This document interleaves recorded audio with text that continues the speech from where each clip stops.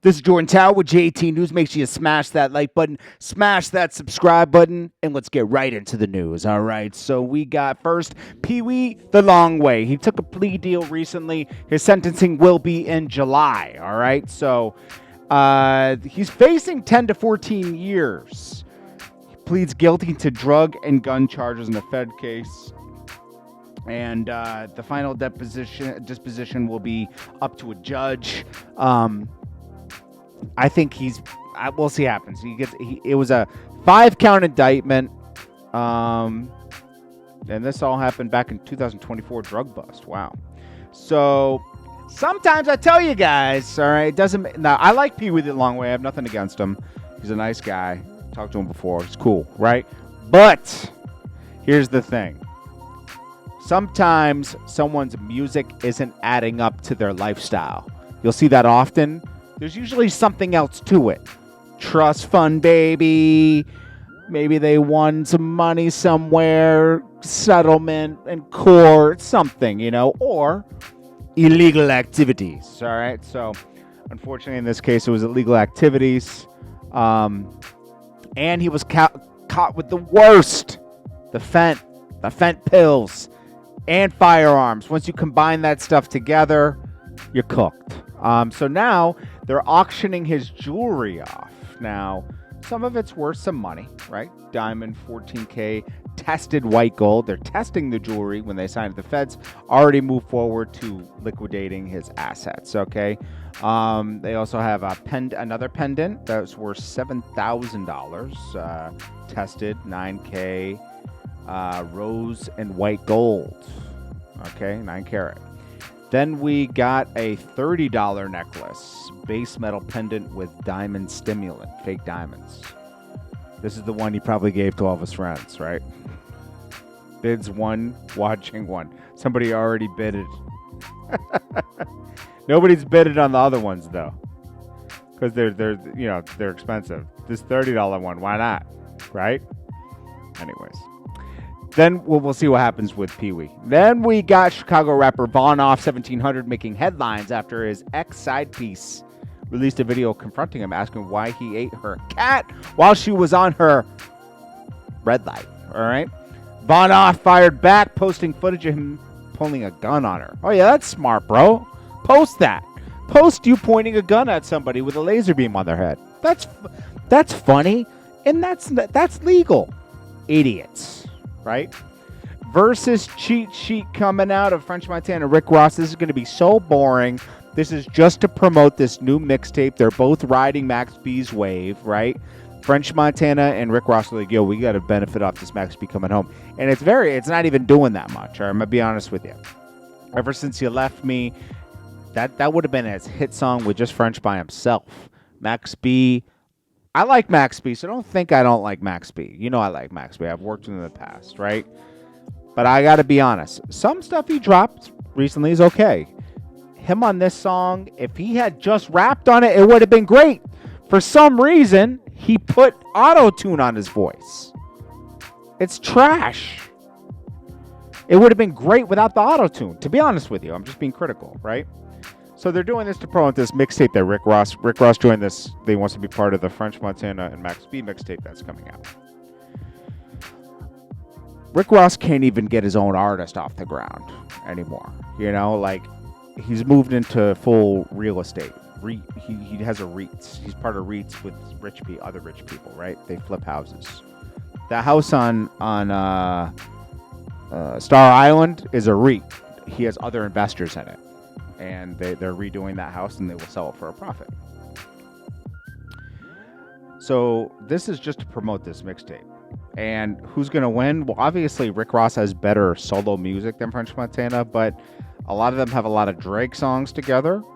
They have their own hit records, like French Montana does have that song with Sway Lee, Unforgettable. It's really a Sway Lee song, to be honest with you. Everything that French has that's like really a hit record, most of it is either a Drake feature, a Rick Ross feature, a Lil Wayne feature, a Sway Lee. It's a feature, always.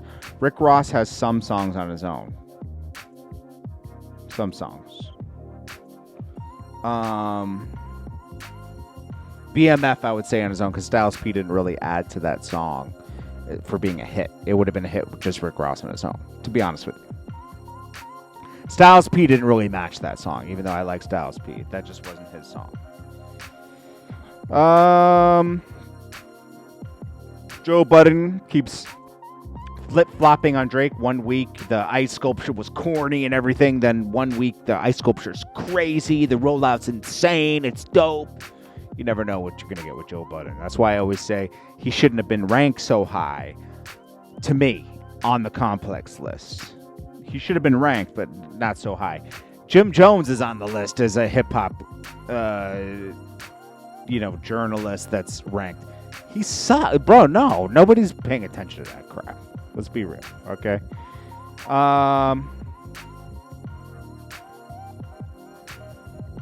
Then we got Uncle Murda calling out Rick Ross, all right? And he says, "Good morning. I just wanted to remind y'all. Ricky Rosette, a.k.a. Rich Forever, hating on Remy Ma and the Remy Ma Network for wanting to put out a movie about a correctional officer who was never in the streets that turned into a rapper who started rapping about being a gangster was really a fraud, and Ricky Rosette, a.k.a. Rich Forever, sent out a cease and desist because the truth hurts.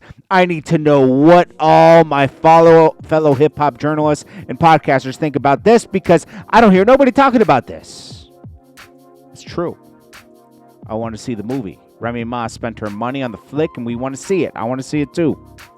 Facts. Rick Ross is being a hater. You know, Rick Ross beat up Vlad over this whole CEO thing, too, remember? Adrian Broner, I don't know how long he's going to last on Kick. He keeps approaching people, threatening them, kicking girls out, manhandling girls the wrong way. Who knows how long this will last. And he's doing the Step Brothers routine with Dean the Great. They keep dressing it like on each thing. I don't, but to me, Adrian Broner looks like a Minecraft character now. To be honest with you. Fulio's suspected killer, Sean Gothright, tried to escape the interrogation room through a ceiling vent after his arrest. That's crazy. Arya Spears responds to Vlad. He just says, "Yo, I'm not on your time. You're not going to summon me to come in. I'm very busy out here. Vlad is such a narcissist." Okay, so go on his Spears and Steinberg podcast to listen to that. Now, Vlad's going to put his own response out. Then Stefon Diggs, this girl thinks she was in a 4-year relationship with Stefon Diggs and was sharing with other girls, but she didn't like being excluded from a trip, and this is what kind of triggered this.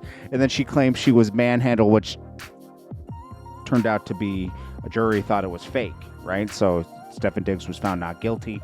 But this woman was a little delusional, let's be honest. She thought she was in a deeper relationship with Stefon Diggs. She felt special that she was in a relationship with Stefon Diggs. Stefon Diggs, you're an idiot for smashing every girl, because you're messing with these girls' minds too, and you're gonna get more of this as you keep smashing your braider, the girl that cooks for you, the girl that does your feet. You're smashing, you're putting your thing in everybody. Stefon Diggs, he has so many baby moms now. He's like the future of the NFL, the future of the rapper. And lastly, Rick Ross makes a statement because he's so special. He makes a statement to all the bossed up girls out there. This guy's just bored. Bro. I'm going to be honest with you. I was over here talking to my homie. He's always having deep conversations with somebody, and he just has to share it with us. And the discussion is basically a woman, and see, as a wealthy man, as a rich nigga, we have to meet somewhere on even ground, because if you got it, ladies, if you got your career and all that, I'm happy for you, right? And that's cool, but I'm gonna need you in the most inconvenient times in your life.